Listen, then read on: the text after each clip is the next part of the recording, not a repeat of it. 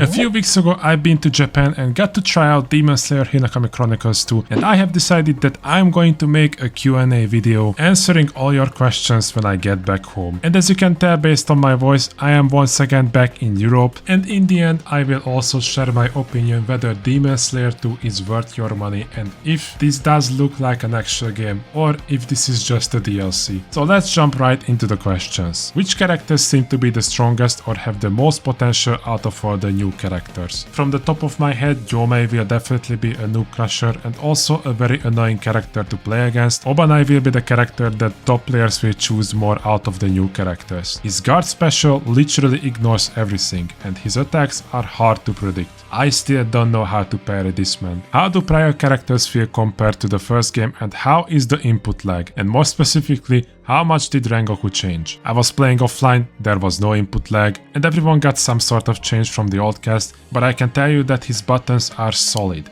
He finally doesn't drop his combos as often as he did back in the first game. Zenitsu wasn't part of the build, but Nezuko did get changed. For example, her flying kick. You can dash right after that and it kinda feels like her damage got nerfed, but I didn't have any way to compare it to confirm this theory. This is just my gut feeling. Is Makomo still ass? Probably. Will all the characters in 1 be moved to 2?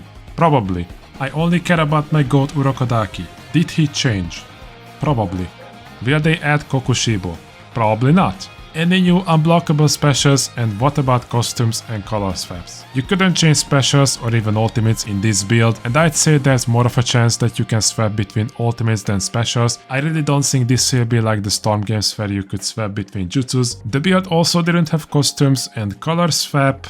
I wish it was part of the game, but if it's anything like the first game, then no.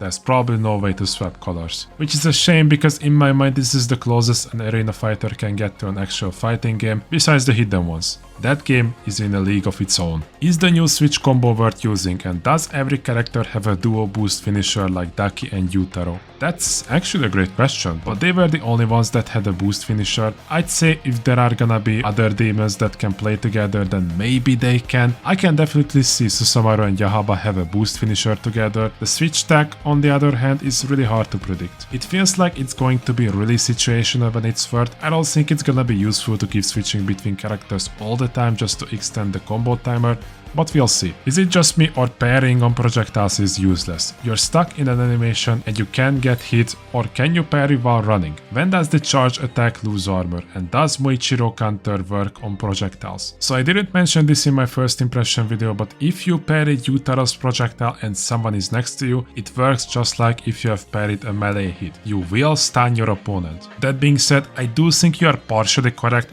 If projectiles work the same way as they did in the first game, then characters like Susamaru will still be on top. The part where you are wrong though is that you can parry after parry. I remember parrying Yomei's balls 2 times in a row. Don't forget, you can farm up a level 1 or even a level 2 if you keep parrying projectiles. But no, you cannot move while parrying, that's just not a thing. Muichiro's counter? I don't know, man. I didn't try it, but since Giyuu's.com works, it does make me think his will too. And he will be much better if it does work. At one point the Muichiro player countered my support who was far away from me, and he teleported next to me. If this counter works in a way where it can reach you from the other side of the stage, then he might be the anti-zoner character that we have been waiting for. The heavy is a little bit janky. Basically, the charge itself is armored, but when you are dashing at your opponent, you are not armored anymore. The attack right after that, however, is once again armored. How hard is it to make a reset combo, and is it easier to give grabs? About as hard as it used to be in the first game. Neither of those got changed. Were you playing against CPU or a real person? If it's a CPU, is it more challenging compared to the first game? Most of my gameplay is actually against a CPU. When you see me standing completely in front of the TV, then that's me playing alone. However, when you see me recording from the left side, then there's someone playing next to me. And yes, the CPU is finally not brain dead. It will actually beat you if you're not careful. Is push block tech still in the game?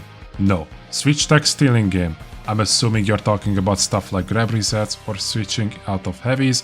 Yes, that's still in the game. Are projectiles parryable? Rewatch this video to get your answer. How similar is Demon Slayer 2 compared to Naruto Storm Connections? Yorichi Type 0 being in the game is insane. It is indeed insane, I'll give you that. I had to ask Smoothie on my Discord because I didn't know what he meant. Basically, he was curious about my feeling if I had to compare it when I tried Naruto Storm Connections at Gamescom versus Demon Slayer 2 at EVO Japan. I was more hyped about Connections, mainly because that was my first convention out of the country and Gamescom clears EVO Japan. That convention, if you don't speak the language, it will not be as hype. That being said, it was still cool, but I digress. Demon Slayer 2 feels to have much more of a promise than Storm ever did, and I feel this way even after CC2 betrayed my trust. And it's partially because we already know that this game will have an actual story mode. Not even gameplay changes, purely just the fact that we are getting more than just slideshows. Will Mitsuri and Obanai have a dual ultimate? I really hope so. So far they didn't have one, which is unexpected.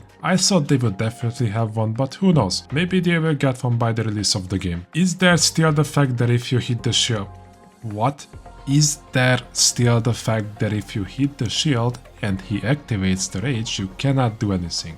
So I'm just speculating what he meant. I'm not 100% if I understand right, but I'm assuming he's curious if you stand right next to someone that just surged, can you do anything? If that's the question, then yes, but even in Demon Slayer 1 you could. It's not like the surging player could attack even before you guard it, but maybe he's curious if Surge still has armor when the surging player attacks, which, yeah, the surging player is armored on everything they do, as long as it's not just running.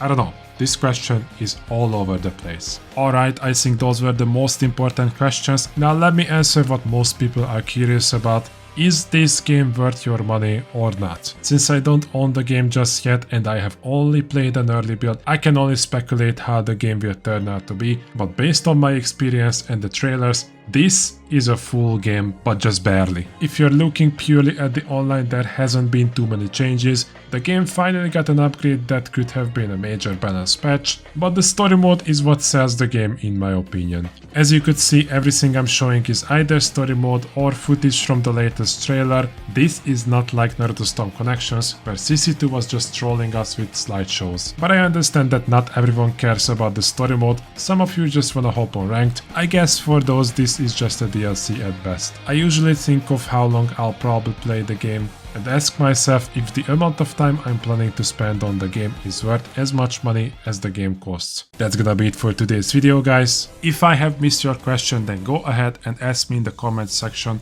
I'll try to answer you as much as I can, but before you do that, I highly recommend you to watch my first impression video about Demon Slayer 2. I'm proud of how that video turned out to be. Go ahead and check it out. Hope you all gonna have a fantastic day, stay safe, and until next time, boys. Peace!